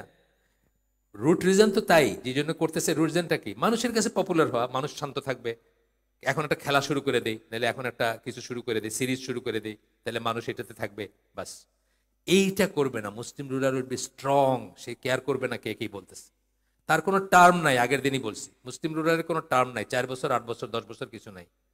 যতদিন সে ইনসেন হবে না, পাগল হয়ে যেতেছে না, মস্তিষ্ক বিকৃতি হচ্ছে না, সে রাষ্ট্র চালাইতে পারে, ততদিন সে থাকবে। কোনো কোনো টার্ম নাই তার, বুঝেন নাই ব্যাপারটা? কোনো টার্ম নাই, নিচের দিকেও নাই, উপরের দিকেও নাই, কোনো টার্ম। তো বলতেছেন যে, এবং হট পানিশমেন্ট ক্যারি আউট করবে কমন ফোক অ্যান্ড এলিট, সবার উপরে করবে, মানে মুখ দেখে বিচার করবে না। The ruler must be strong and not let the criticism of anyone affect him. অন্যের কোনো সমালোচনা যেন তাকে না ধরে। এটার কথা মানি বুঝেছেন পপুলারিটির সেন্স থেকে। নাসিহা এবং অন্যের সমালোচনা দুটো আলাদা জিনিস কিন্তু। নাসিহা অবশ্যই করবেন। শাসককে কিভাবে নাসিহা করতে হবে? গোপনে করতে হবে, তাকে বেইজ্জত করে করতে হবে না। আর প্রোটেস্টও করবেন, ওই যে ডিনাউন্স করতে বললেন না, যখন ইসলাম বিরুদ্ধে কিছু হবে, যেমন 2017 সালের আমরা একটা দিয়েছিলাম, কাউকে কাউকে দিছি, যখন গান বাজনা শুরু করার পায়তারা হইতেছে, তখন সৌদি আরবের গ্র্যান্ড মুফতি বলছেন যে এগুলা জাহান্নামের রাস্তা খুলে দিবে। এক্সাক্ট ওয়ার্ডিংটা আমার মনে নাই, কিন্তু এটা আছে, কেউ চাইলে আমি দিয়ে দিব আবার, ওটা কয়দিন আগেই কাউকে দিছি আমি ওটা। He must strive to protect the উম্মা, সে চেষ্টা করবে উম্মাকে সুরক্ষা দিতে। ব্রডার পিকচার বলতেছেন। খলিফা বলতে কি বোঝায়? এটা আমরা স্বপ্ন দেখি, কিন্তু যেটা নাই, পৃথিবীতে এক্সিস্ট করে না। সৌদি আরবের শাসক কিন্তু আমার খলিফা না, সৌদি আরবের শাসক সৌদি আরবের শাসক। আচ্ছা, দ্য রিলিজিয়ান কি করবে? উম্মাকে প্রোটেক্ট করবে, তার দিনকে প্রোটেক্ট করবে। দেয়ার ব্লাড, তাদের রক্ত অর্থাৎ জীবন। হ্যাঁ, আমি ওই হামাসের সাথে যে ইটা হইলো, তখন আমি যে স্ট্যান্ডটা নিয়েছিলাম, অনেকে অপছন্দ করছে জিনিসটা। আমি কইতেছিলাম হামাস যে রকেটগুলো মারলো, তাতে ইসরায়েলের কত বড় ক্ষতি হয়েছে, কি ক্ষতি হয়েছে। তার প্রথম এই ছিল, তার দেশে 200 সামথিং যে মানুষ মারা গেছে, এদের জীবনে নিরাপত্তা দেওয়া। এদের জীবনে কোনো নিরাপত্তা ছিল না। শেষে তাদেরকে আমির হবে, শাসক হবে, রাষ্ট্রযন্ত্র হবে ঢালের মতো, সে বহিঃশত্রু থেকে তার প্রজা সাধারণকে প্রোটেক্ট করবে। আপনি একটা রকেট মারলেন, কিছুই হয় না এখানে, কিন্তু আপনার এখানে 214 জন না কতজন মরে গেল। যে বিল্ডিংগুলো ভাঙছে, আগামী 30 বছরে ওইগুলা মানে পুনর্গঠিত হবে না। দেখছেন না ছবি তখন? এইটা হচ্ছে কথা, যে তার দিনকে প্রোটেক্ট করবে, তার রক্তকে প্রোটেক্ট করবে, রক্ত মানে জীবন, তার ওয়েলথকে প্রোটেক্ট করবে, তার বাড়িঘর, তার ব্যবসা, তার সবকিছু। সব গেছে না ওই সময়? আপনি রকেট মারছেন, মানে দেখাইছেন যে আপনি পারছেন। ওইটা করছে কোথায় আর আপনি মারছেন কোথায়? জেরুজালেম কোথায় আর আপনি কোথায়? এগুলো বুঝের ব্যাপার আছে না? জিন্দাবাদের জন্য খুব ভালো দেখতে। বাপের বেটা দেখাই দিছে, কি দেখাই দিছে? বাপের বেটা কি দেখাইছে? ইরানে খোঁচাই দিছে ওইখান থেকে, আর এখান থেকে কয়েকটা রকেট মারছে, এই তো। নিজের যে জনগণ মরে গেল, সেটার হিসাব দিবে কে? জনগণ প্রোটেক্ট করতে হবে না? জনগণ প্রোটেক্ট করতে হবে।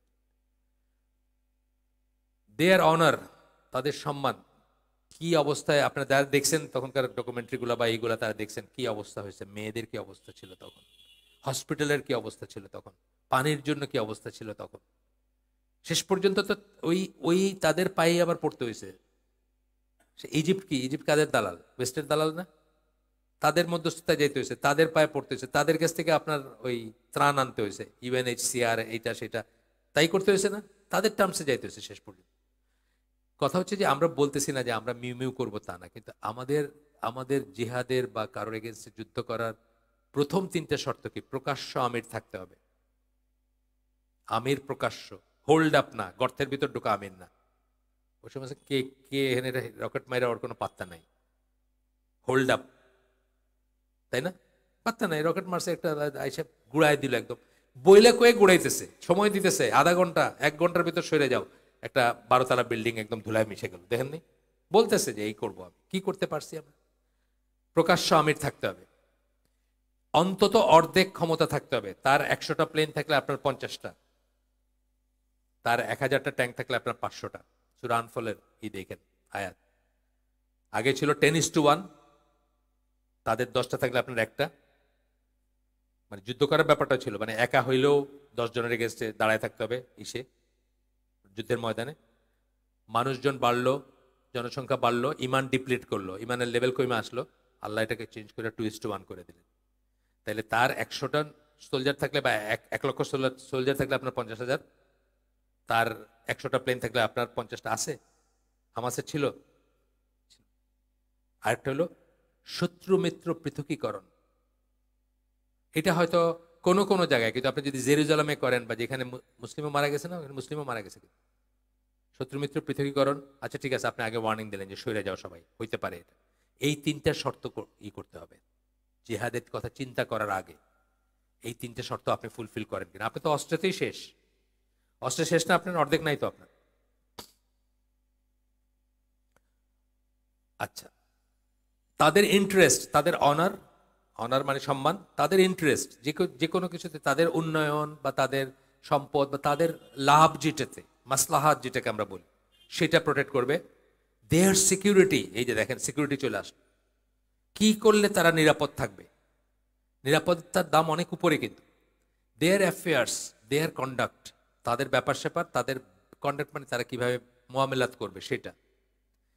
হি should not take revenge for himself, কোনো অবস্থায় সে নিজের জন্য যেন প্রতিশোধ না নেয়।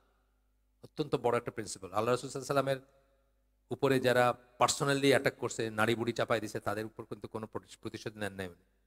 উনি যখন ফিরে আসছেন মক্কাতে সবাইকে মাফ করে দিয়েছেন, কিন্তু দিনের ব্যাপারে যে করছে, দিনকে যে ভেরিফাই করছে, একজন ছিল সে তার আল্লাহ রসুলের স্ক্রাইব ছিলেন, মানে কোরআনের লিখতেন, তো উনি ডিফেক্ট করে চলে গেছিলেন মক্কায়, গিয়া ওইখানে মানুষের কইতেন ও কি জানে, ও তো ইলিটারেট, ও কি কিছু জানে, আমি যা লিখতাম ওইটাই ওয়াহি, এই সমস্ত আজে বাজে কথা বলছেন। উনি যখন মাফ চাইতে আসেন তখন আল্লাহ রসুল অনেকক্ষণ চুপ করেছিলেন, মক্কা বিজয়ের পরে আর তারপরে মাফ করছেন ওনাকে। সাহাবীদেরকে বলছেন যে, চলে যাওয়ার পরে বলছেন যে আমি আশা করতেছিলাম যে তোমরা কেউ তাকে হত্যা করবা, বিকজ সেই দিনের অনেক ক্ষতি করছে। পার্সোনাল না, কিন্তু পার্সোনালি আব্দুল্লাহ বিন উবাই অনেকে বলছে তুমি আমার কাছে এসো না, তোমার গন্ধ লাগে আমার, তাকে কিন্তু হত্যা করেন নাই। সাহাবীরা অনেকে চাইছেন যে তারে মেরে ফেললিতে হয়। আল্লাহ রসুল কি বলছেন, তাইলে বিধর্মীরা বলবে যে মোহাম্মদ তার সাথীদেরকে, তার কম্পেনিয়ন, তার সাহাবীদেরকে হত্যা করে, কারণ টেকনিক্যালি তো উনি সাহাবী, মানে ওইখানে তো একটাই জামাত ছিল, আল জামাত। কাফের মুশরিক বলেন, যারা বলেন, সবাই ওই জামাতের অংশ ছিল, তাই না? মুনাফিকরাও ছিল। কাফের মুশরিক বলতে আমি বলতেছি মানে মানে মুখে কাফের মুশরিক না, ভিতরে ভিতরে আমি মুনাফিক বোঝাতে চাইছি আসলে। মানে তার আকীদা, সে মনে মনে ওই জুদের সাথে হাত মিলায়, সে মনে প্রাণে চায় যে জিতুক, ওই কাফেররা জিতুক, মুসলমানরা ধ্বংস হয়ে যাক, কিন্তু বাহ্যত সে মুসলিম, আব্দুল্লাহ ইবনে উবাইয়ের মতো, বা এরকম আরো যারা ছিল, বাহ্যত তো সে বলতেছে যে আমি তোমাদের ভিতরেই, তোমাদেরই একজন, তোমাদের সাথেই আছি। তো এই কথাটা বলতেছি আর কি, যে তখন তো আল জামাত যেটা ছিল একটাই জামাত, একদম স্পষ্ট কাফের, স্পষ্ট মুশরিক যারা, তারা ছাড়া জামাত তো একটাই ছিল, দুইটা দল তো ছিল না ইসলামের তখন, সবাই এটার ভিতরে ছিল, উনিও ছিলেন এটার ভিতরে। আচ্ছা, তো বলতেছেন যে he should not take revenge for himself, নিজের জন্য এই রুলার যে খলিফা, সে রিভেঞ্জ নেবে না, প্রতিশোধ নেবে না। আমরা প্রতিশোধ নিতে দেখি না মানুষের, আমরা দেখি সারা মুসলিম উম্মতে আমরা দেখি প্রতিশোধের খেলা, বা প্রতিশোধেরই দেখি। কি রকমের প্রতিশোধ, মানে ধরেন এই যে সিসি যখন পাওয়ারে আসছে, বা অন্যান্য যারা আসছেন পাওয়ারে, আলজেরিয়া যখন তারা ওই ইলেকশনটাকে দিল না, না দিয়ে যখন আরেকজনকে বসাইলো ফ্রান্স এবং মিলায়, তখন কত মানুষকে মারছে, কত মানুষকে মেরে ফেলছে। আপনার এই যে এখন যেগুলো চলতেছে, যেসব দেশে কুটু চলতেছে, এই যে একটা হলো মালিতে সমস্যা আছে, মালিতে আছে, তারপরে আপনার বুর্কিনা ফাসোতে আছে, দেখবেন যে যখন পট পরিবর্তন হয় তখন রিভেঞ্জ কি, মানুষ রিভেঞ্জ নিচ্ছে কিন্তু নিজের জন্য নিচ্ছে, নিজের ব্যাপারে নিচ্ছে, এটাই বলতেছেন এখানে। Rather his anger should be for the sake of Allah, তার ক্রোধ থাকবে শুধুমাত্র আল্লাহর জন্য। এটা আমরা বাচ্চাদের বেলায় বলি, আমরা অনেক বাচ্চাদেরকে রাগের মাথায় মারি, মারি না, আমাদের কথা শুনে নেই, দিলাম লাগায় দুইটা, এটা কিন্তু ঠিক না ইসলামে। ইসলামে বাচ্চাদেরকে আমরা মারা জায়েজ আছে বিশেষ অবস্থায়। কেন মারবো? শুধুমাত্র তার ওয়েলফেয়ারের জন্য, এবং সেটাও ইসলামিক ওয়েলফেয়ারের জন্য, অন্য কোনো ওয়েলফেয়ারের জন্য। নামাজ পড়ে নাই, 10 বছর হয়ে গেছে, ডাকি আবার ঘুমায় গেছে, বারবার বলি শুনে না, তখন হয়তো একদিন একটা কিছু দিয়ে হিট করলেন, তাও এটার আছে, মানে এটার ফিক আছে, মুখে মারবেন না, কি করবেন কি না করবেন, কোনো পার্মানেন্ট ড্যামেজ হবে না, কানে মারবেন না, আছে না কতগুলো আপনার দিক নির্দেশনা আছে। পশ্চাৎ দেশে যেখানে মাংস বেশি, সেখানে হয়তো একটাই লাগাইলেন, বা ভয় দেখাইলেন যে লাগাবেন, এই পর্যন্তই। কিন্তু নিজের রাগে আমরা যে মারি, এটা কিন্তু ঠিক না। শেষ হাদিস খুব ইম্পর্টেন্ট, শোনেন। এটা আমাদের, আপনাদের কয়টা এখানে? 8টা জামাত। আমরা এই হাদিসটা পড়ে শেষ করে দিব, অথবা জাস্ট আরেকটা চ্যাপ্টার জাস্ট শুরু করে শেষ করে দিব, আর শুরু করে মানে একটু ইন্ট্রোডাকশন দিয়ে, যেহেতু ধারাবাহিক। রাসূল সাল্লাল্লাহু আলাইহি ওয়াসাল্লাম বলেন, এটা মুসলিমের হাদিস, there is no person whom Allah appoints in charge of the people, এমন কোনো মানুষ নাই যাকে আল্লাহ জনগণের নেতা করে দিচ্ছেন। ইনচার্জ, জনগণের নেতা, যে লেভেলে হোক, সেটা গভর্নর লেভেল হইতে পারে, দেশ লেভেল হইতে পারে, উম্মা লেভেল হইতে পারে, কিন্তু মানুষের উপরে তাকে আল্লাহ নেতা বানাই দিয়েছেন। And he dies when he is betraying his people, এবং সে মারা গেল তার জনগণের সাথে বিশ্বাসঘাতকতা কইরা। বিশ্বাসঘাতকতা করা মানে কি? জনগণের স্বার্থের বিরুদ্ধে কাজ করলো, দেশের স্বার্থের বিরুদ্ধে কাজ করলো, দেশের স্বার্থ বিক্রি করে দিল, দেশের সাথে গাদ্দারি করলো। আছে না এরকম মানুষ? অনেক মানুষ আছে, সারা দুনিয়া ভরে আছে। আমি নিজে একটা শুনছি, এটা মুরাদ হফম্যান বলছেন, মুরাদ উইলফ্রেড হফম্যান, এটা এটা লেখাটা পড়ছি আমি। উনি হলেন ন্যাটোতে জার্মান অ্যাম্বাসেডার ছিলেন। ন্যাটোতে জার্মান অ্যাম্বাসেডার কিন্তু অত্যন্ত বড় একটা পজিশন, বুঝছেন তো আপনারা? বুঝতেছেন না? ন্যাটোতে জার্মানির রাষ্ট্রদূত, পিএইচডি করা মানুষ, উচ্চশিক্ষিত মানুষ, ওই অবস্থায় মুসলমান হয়েছিলেন। হয়ে উনি ওই পদত্যাগ করছিলেন এই জন্য যে ওই পজিশনে তার থাকাটা উচিত না, কারণ তা তো মুসলমানদের বিশ্বাস করে না। তো উনি জার্মান হলে কি হয়েছে, উনি যদি এখানে থাকেন তারা সবসময় একটা টেনশনে ভুগবে যে আমরা এনে মিটিংয়ে যা কইলাম এই বেটা গিয়া বোধহয় কয়ে দিবে। হ্যাঁ, এই জন্য উনি পদত্যাগ করছেন, ভালো কাজ করছেন, পদত্যাগ করছেন। এখানে উনি বলতেছিলেন যে উনি ডিপ্লোম্যাটিক এইগুলাই যাইতেন, এই যে পার্টি টাটি হয় না, এগুলাতে যাইতেন। তো মুসলিম দেশের একজন ইকে শুনতেছেন, কাশ্মীরের ব্যাপারে বোধহয় কোনো একদিন তার গভর্নমেন্ট কিছু বলছে। তো ওই পার্টিতে ইন্ডিয়ান অ্যাম্বাসেডর বা হাই কমিশনার যে, তাকে ওই মুসলিম দেশের, উনি বলতেছেন যে দেখো, আমরা এগুলো বলতে হয় বলছি, তুমি কিন্তু কিছু মনে করো না, আমাদের সম্পর্ক বন্ধুত্ব ঠিকই আছে, এগুলো বলতে হয়, দেখাইতে হয় মানুষের, মুসলমান দেশ আমরা, তো কাশ্মীরে একটা তোমরা কি জানি করছো, এর লেগে একটু কইতে হয় না, আমরা এই জন্য কইছি, এটা এটা কিছু মিন করে না। এইটা হইলো বিট্রে করা তার জনগণকে, বুঝছেন তো? তার জনগণ ভাবতেছে যে এই দেশের মানে মানে প্রেসিডেন্ট কি শক্তভাবে কথা বলছে ইসের এগেনস্টে, কি বলে ওই যে আপনার ইন্ডিয়ার এগেনস্টে কাশ্মীরের ব্যাপারে, আর ভিতরে ভিতরে রাষ্ট্রদূতকে বলতেছে, এগুলো কিছু মিন করে না, আমরা যেরকম বন্ধু ছিলাম সেরকমই আছে। অধিকাংশ মুসলিম দেশ ইসরায়েলের ব্যাপারে বা যেখানে যেখানে মুসলিমরা এই কি বলে সার্বিয়ার ব্যাপারে, যেখানে যেখানে মুসলিমরা অত্যাচারিত, উইগরদের ব্যাপারে শুধু লিপ সার্ভিসই দিয়ে থাকে, ভিতরে ভিতরে কয় ভাই কিছু মনে করেন, আমরা ঠিকই আছি। এই কথা বলতেছেন এখানে যে he dies when he is betraying his people, সে মারা যায় তার মানুষের সাথে বিশ্বাসঘাত করা অবস্থায়। But Allah will forbid paradise to him, Allah তার জন্য জান্নাত হারাম করে দিবেন। তার মানে নিজের জনগণের সাথে যে বিট্রে করে, তাদেরকে বিশ্বাসঘাতকতা করে, তাদের স্বার্থকে অন্যের কাছে বিক্রি করে দিয়ে যে মারা যাবে সেই অবস্থায়, সে তার জন্য জান্নাত হারাম। অত্যন্ত বড় একটা কথা, কিন্তু এগুলো সারা দুনিয়ার সকল মুসলিম লিডারকে শোনানো উচিত। আসলে আমি বলছিলাম না যে একজন কাফেরের একটা বই, রাসূলের সিরা, ওইটার লাস্টে সে আবু বকর রাদিয়াল্লাহু আনহু, যে এটা আমি ব্লগে লিখে রাখছি, ট্রান্সলেট করে কয়েকটা ব্লগে লাগাই রাখছি, পড়তে পারেন দেখলে, মানে চাইলে পড়তে পারেন। আর আবু বকর রাদিয়াল্লাহু আনহু 50 সেকেন্ড, 1 মিনিটের চেয়েও কম একটা বক্তৃতা দিয়েছিলেন যখন উনি পাওয়ারে আসলেন তখন। তো ওই লোক কিন্তু বার্নাবি রজারসন তার নাম, রাসূলের সিরা লিখছে। সে বলছে যে এইটা সকল মুসলিম শাসকের গেটের দরজায় লাগায় রাখা উচিত, যারা অত্যাচারী, যারা মানুষদেরকে অত্যাচার করে তাদের, যে আবু বকর রাদিয়াল্লাহু আনহু কি বলছিলেন। প্রত্যেকের দরজায়, গেটে, সিংহ দ্বার যেগুলো, ওগুলোতে লাগায় রাখা উচিত, যাতে মনে করায় দেওয়া যে ইসলামের সবচেয়ে ভালো শাসক যারা ছিলেন তারা মানুষের ব্যাপারে কি মনে করতেন, প্রজাসাধারণকে কি চোখে দেখতেন, আর এরা কি চোখে দেখে, সেই জন্য আর কি। যাই হোক, আমরা শেষে চলে আসছি এটার, এটা মুসলিমের হাদিস ছিল। আমরা আজকে আর আগাবো না, শুধু সামনের চ্যাপ্টারটার একটু ইন্ট্রোডাকশন দিয়ে আমরা শেষ করে দেবো ইনশাআল্লাহ, জাস্ট 2-5 মিনিট। আগামী যে চ্যাপ্টারটা, আগামী দিন আল্লাহ যদি বাঁচায় রাখেন, আগামী শুক্রবারই হয়তো হবে, নাকি নাকি আপনাদের, আচ্ছা যাই হোক, মানে স্বাভাবিকভাবে আগামী শুক্রবারই হওয়ার কথা। ওনারা জানাবেন, আপনাদেরকে আগে জানায় দিবেন। উনি আমার সাথে সেইভাবে কথা বলছিলেন, যদি আমি ঢাকায় থাকি তাহলে আগামী শুক্রবার হবে ইনশাআল্লাহ। The belief of আহলুস Sunnah wall জামাআহ concerning সাহাবা, আহলুল বাইত অ্যান্ড দ্য কালিফস। আহলুস সুন্নাহ ওয়াল জামার বিশ্বাস, দেখেন বিলিফ কিন্তু বিশ্বাস, কাদের ব্যাপারে? সাহাবীদের ব্যাপারে কি বিশ্বাস, এটা কিন্তু আকিদা পয়েন্ট। বিশ্বাসটা আকিদা না, আকিদা পয়েন্ট। সাহাবীদেরকে আমরা কি চোখে দেখবো, কি বিশ্বাস করব তাদের ব্যাপারে, তাদের কি সমালোচনা করব? আমাদের অনেক মুসলিম আতেলরা করে থাকেন, করেন, করবেন আগামীতেও, পলিটিক্যালি করেন, পলিটিক্যাল ছাড়াও করেন, ফেমিনিস্টরা করেন। আহলুল বাইত, আহলুল বাইত কারা, এটা নিয়ে এই সমস্ত পয়েন্টে কিন্তু মুসলিম উম্মাহ বিভক্ত। এগুলো কেন আকিদা পয়েন্ট? এইটার উপর ভিত্তি করে মুসলিম উম্মাহর মেইন স্ট্রিম থেকে বাইর হয়ে গেছে, শিয়ারা বাইরে হয়ে গেছে এই আহলুল বাইত এটাকে নিয়ে।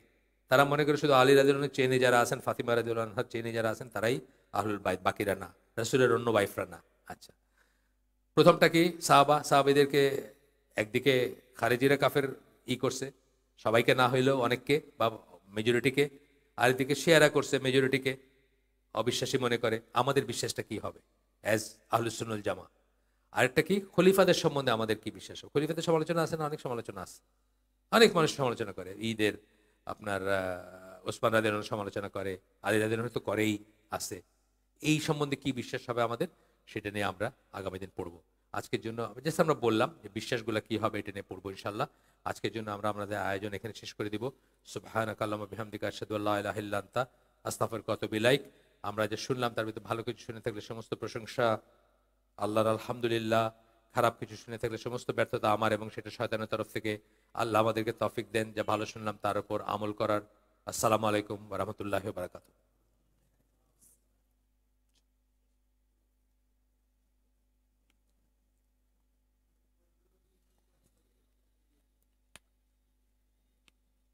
নিজের ঈমানকে কিভাবে মজবুত করব, একজনের প্রশ্ন। আমি যেগুলো বলবো এগুলাই সব না, এর বাইরেও আছে। আমি কয়েকটা বলবো। প্রথম কথা হচ্ছে, এই বইটিতে আমরা পড়ছি আগে যে মানুষ যখন সৎ কাজ করে, ভালো কাজ করে, তখন তার ঈমান বৃদ্ধি পায়। অসৎ কাজ করলে, পাপ কাজ করলে তার ঈমান ডিপ্লিট করে, কমতে থাকে। খুব সিম্পল। তাহলে অসৎ কাজ ছেড়ে দিবেন, সৎ কাজ করবেন। তারপরের কথাটা হলো সৎসঙ্গ রাখবেন। এটা খুব ইম্পর্টেন্ট। কারণ আল্লাহ রাসূল সাল্লাল্লাহু আলাইহি ওয়াসাল্লামের সহিহ হাদিসে আসছে, যে যাকে ভালোবাসবে তার সাথে তার কিয়ামত। একটা হাদিসে আসছে। আরেক হাদিসে আসছে কি, যে প্রত্যেকটা মানুষ তার সাহিব, যাকে আমরা বলি কম্পেনিয়ন, যে তার দিনের উপরে থাকে। এটা আরেকটা কিন্তু, ওই ফালতু মানুষের সাথে বসবেনই না, তাদের মজলিসেই যাবেন না। কৌতূহল বশত না, অনেক মানুষ কিন্তু কৌতূহল বশত যায়, আচ্ছা দেখি এরা কি করে। এদের সাথে তো স্কুলে একসাথে পড়ছিলাম, তো মাঝখানে ইংল্যান্ডে থেকে আসছি বা সিঙ্গাপুর থেকে আসছি, কি করে পাড়াতে দেখতে যাই। এই দেখতে গেলেন না, আটকায় গেলেন, ব্যাস আস্তে আস্তে আস্তে আস্তে আস্তে আপনি চলে গেলেন। এইটা খুব, আমি দুইটা বললাম জাস্ট। যে তারপরে আপনার নিজের হিসাব নেবেন মাঝে মাঝে। কিভাবে নেবেন? কালকে 40টা গুনাহ করছিলেন, আজকে 41টা করছেন না 39টা করছেন, এই হিসাবটা নেবেন।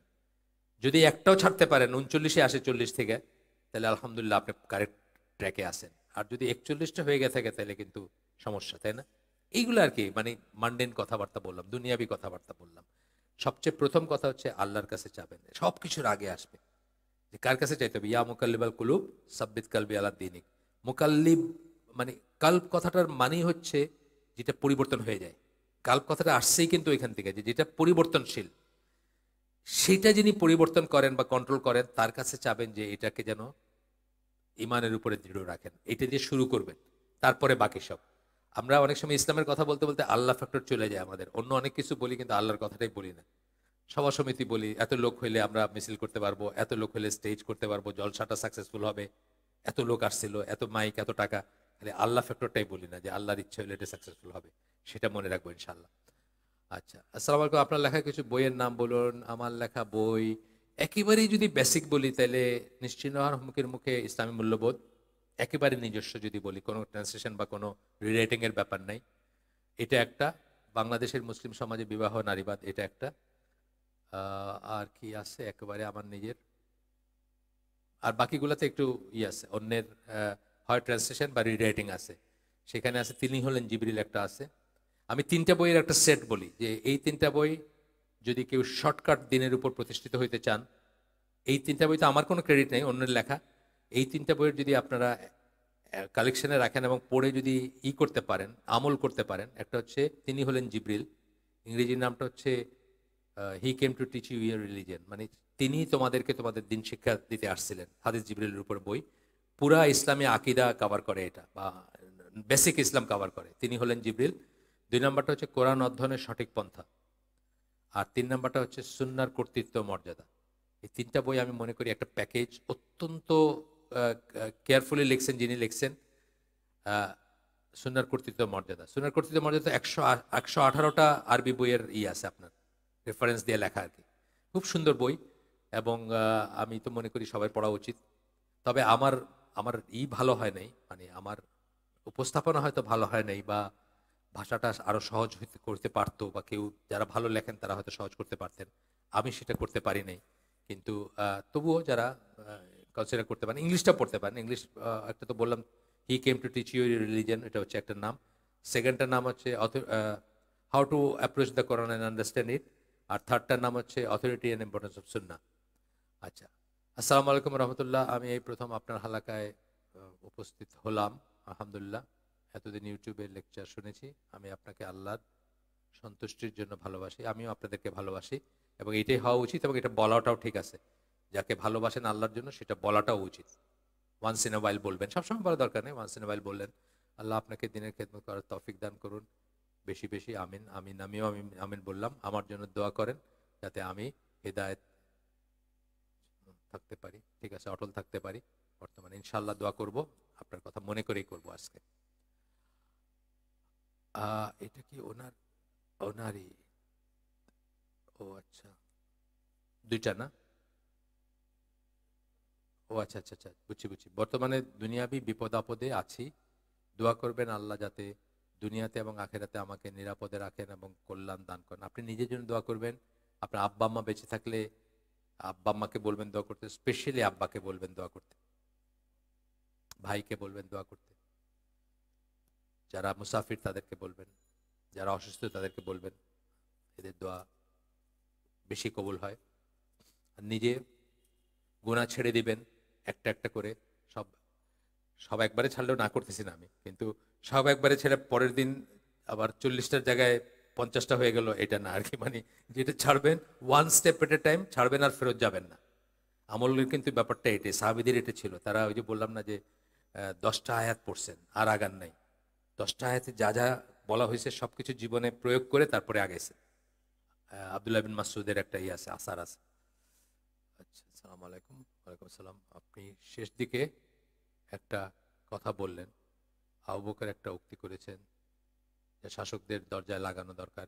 উক্তিটি কি ছিল? এটা তাহলে আগামী দিন প্রিন্ট আউট করে নিয়ে আসার চেষ্টা করবো ইনশাল্লাহ। এটা ব্লগে আছে, আমার সময়ের ব্লগ এবং পিসিন ইসলাম দুইটাতে লাগানো। পিসিন ইসলামের অনেক বছর এটা স্টিকি পোস্ট ছিল, মানে উপরের পাতায় লাগানো ছিল। এই ছোট্ট একটাই বললাম না, 50 সেকেন্ড, 1 মিনিটও পুরা হয় না। মানে সুন্দর করে বললে 1 মিনিট পুরা হয় না, কিন্তু দুনিয়ার শ্রেষ্ঠ বক্তৃতার একটা ধরা হয় এটাকে। আবু বকর রাদিয়াল্লাহু আনহু পাওয়ারে আসার পরে যেটা বলছিলেন আর কি। আপনার কিছু বলার আছে?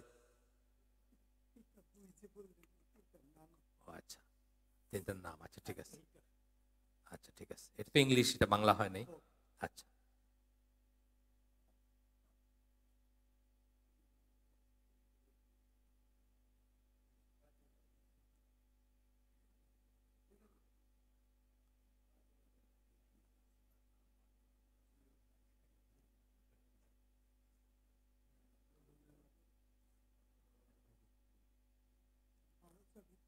এটা পাওয়া যাবে ইংলিশ বইটা আপনারা করিম ইন্টারন্যাশনাল ইসে মণিপুরি পাড়ায়, ওরা দারুস সালাম আইএপিএইচ এর বই সব বিক্রি করে।